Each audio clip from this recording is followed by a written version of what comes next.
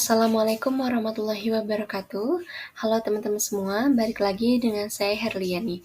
Pada video kali ini saya akan menyampaikan atau membagikan bagaimana cara mengolah eh, gambar atau foto hasil analisis instrumen SEM atau scanning electron spektroskopi. Nah, jadi di sini saya akan menggunakan software Imagy dan Excel gitu. Nah, pertama kita buka dulu aplikasi Imagy-nya, kemudian kita ke file, kita open, dan kita mencari gambar mana yang akan dianalisis. Nah, jadi ini ya gambar yang kali ini saya akan analisis, di mana bentuknya itu nanosfer ya gitu. Nah, sebelum kita menganalisis lebih lanjut, kita harus memastikan bahwa image yang kita analisis itu memiliki tipe 8 bit. Setelah dipastikan, kita juga harus memastikan bahwa set scale-nya itu dia kita remove aja gitu. Takutnya memang masih tersimpan data-data atau aturan yang memang sebelumnya kita pakai gitu. Nah, setelah kita remove, kita klik OK. Kemudian sebelum kita mengukur partikelnya gitu, kita harus mengukur dulu atau menyetingkan gitu ya si set scale-nya yang telah barusan kita remove gitu. Caranya kita menggunakan menggunakan garis atau strike gitu, kemudian kita ukur ya si panjang 100 nanometer ini. Nah, ini tuh merupakan scale bar, jadi untuk ukuran segini itu 100 nanometer gitu kan. Jadi nanti dilakukan perbandingan dengan panjang diameter partikelnya. Nah, kita ukur dulu. Kita bisa sambil tekan shift ya agar lurus gitu. Nah, setelah itu kita ke analyze dan set scale. Nah, udah ada ya distance-nya, kemudian kita tuliskan 100 karena di sini unitnya berupa nm. Kita ganti, kita klik OK. Nah, setelah kita menyetingkan scale-nya, kita baru bisa untuk mengukur diameter dari partikel ini, dari partikel nanosfer. Kenapa diameter? Karena bentuk ukuran dari partikel nanosfer itu merupakan diameter salah satunya gitu ya. Nah, di sini untuk mengukurnya kita sama menggunakan fitur atau toolbar strike, kemudian kita ukurkan diameternya boleh secara horizontal maupun vertikal ataupun diagonal. Yang penting itu merupakan diameter. Kita tekan shift dan kita ukur kurang tengah ya. Nah, segini ya teman-teman. Nah, untuk merekap atau menyimpan data diameternya, kita ke analyze, kemudian kita pencet measure. Nah, ini ya merupakan data yang akan kita gunakan, yang nantinya akan diolah gitu. Nah, karena memang kita mengukur banyak partikel ya, bahkan ada ratusan sampai 500 partikel, sehingga kita juga bingung gitu kalau misalkan sulit menentukan apakah partikel ini sudah terukur atau tidak. Oleh karena itu, untuk mempermudah, kita ke edit, kemudian kita ke fill. Sehingga partikel yang sudah dianalisis itu akan memiliki tanda garis seperti ini gitu. Nah, kemudian kita bisa lanjut ke partikel yang selanjutnya. Sel yang di sini, gitu, saya tekan shift. Nah, kemudian kita bisa menggunakan shortcut CTRL-M, kemudian CTRL-F. Nah, langkah ini digunakan atau dilakukan berulang hingga mendapat beberapa data diameter gitu. Nah, semakin banyak data diameter yang diambil, semakin representatif juga partikel atau diameter yang dianalisis gitu. Semakin juga tingkat akurasi dan tingkat akurasi dan lebih mewakili dari ukuran si sampelnya. Mungkin aku percepat aja ya.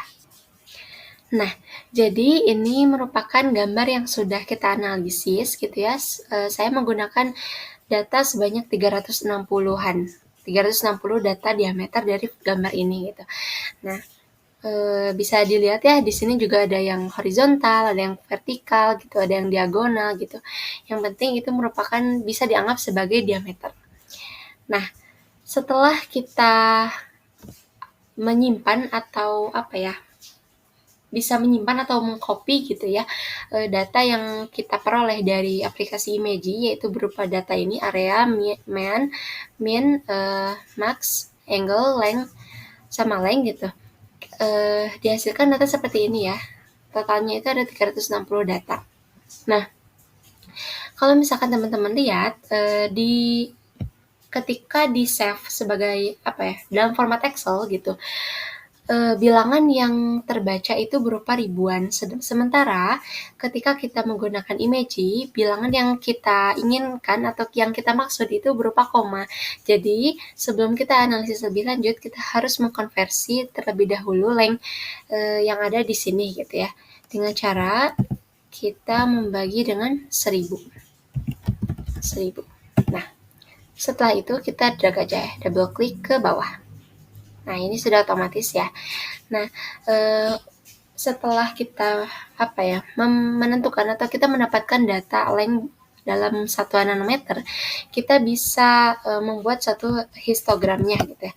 Kita bisa drag ke bawah, Ctrl Shift down, kemudian kita ke insert, kita pilih yang histogram. Nah, yang ini. Didapat langsung histogramnya ya teman-teman. Nah, kita juga bisa menambahkan data labels, kemudian ininya kita hapus aja, kemudian kita tambahkan axis title. Nah, chart title-nya kita beri judul ya, data diameter partikel. Kemudian sumbu Y-nya kita tulis dengan frekuensi. Nah, sementara sumbu X-nya kita isi dengan diameter pada satuan nanometer. Nah, ini merupakan histogram yang telah dibuat ya. Nah, dari histogram ini dan dari data-data ini kita dapat menentukan setidaknya 5 nilai atau nilai 5 elemen gitu ya. Yang pertama itu ada rata-rata. Kita bisa menggunakan rumus dari Excel dengan menggunakan average, kemudian kita drag saja data yang akan kita tentukan, kemudian kita kurang, enter. Nah, ini merupakan rata-rata nilai diameter dari partikel yang kita analisis, yaitu sebesar 17,71224 nanometer. Nah, di sini nanometer ya. Nah, kemudian kita juga bisa menentukan nilai maksimumnya, yaitu dengan rumus max, kemudian kita drag ke bawah. Nah, setelah itu kita tutup dan enter. Jadi nilai maksimum dari diameternya itu ada 40,203. Nah, sementara untuk nilai minimumnya sama, kita menggunakan rumus Excel min, kemudian kita drag ke bawah dan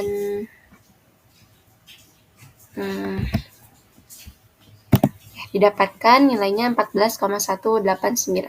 Nah, kita juga bisa menentukan standar deviasi dengan cara kita bisa menggunakan rumus STDEF(s). Kemudian kita drag juga ya datanya ke bawah dan tutup. Nah, ini merupakan standar deviasinya. Selain standar deviasi, kita juga dapat menentukan indeks polidispersitas, di mana rumusnya ini yaitu standar deviasi kita bagi dengan rata-rata. Kemudian kita pangkatkan.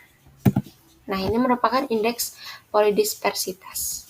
Ini nanometer. Ini juga nanometer. Nah, Dari data ini kita dapat mengetahui bahwa pada partikel rata-rata ukuran dari diameter setiap partikelnya itu berkisar yaitu 17,71224 nanometer, di mana data-data rata-rata tersebut diambil dari ukuran diameter partikel yang berkisar antara 14,189 nanometer hingga 40,203 nanometer. Untuk standar deviasi itu kita tentukan